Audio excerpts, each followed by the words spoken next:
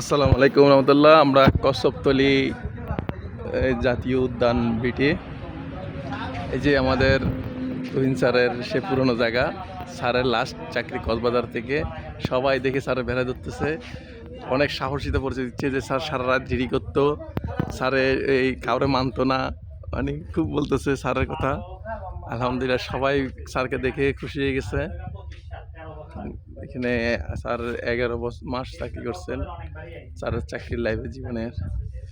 আর এটা হলো কচ্ছপতলিয়া জাতীয় উদ্যান, অসাধারণ একটি এলাকা। আমি আসলে আগে একবার আসছিলাম, আবার দ্বিতীয়বার আসলাম। অসাধারণ, মানে স্যারকে দেখে সবাই খুশি, তো তাই আমি এই পাশের একটি ছোট্ট একটা ভিডিও করে নিলাম। সবাই একটু কমেন্ট করে জানাবেন আজকের কক্সবাজার জাতীয় উদ্যানের যে ভিডিওটা দিচ্ছি সেটা আপনারা সবাই একটু লাইক কমেন্টস করে জানাবেন। আর দেখেন গর্জন গাছগুলো দেখে আরেকটু সুন্দর লাগবে।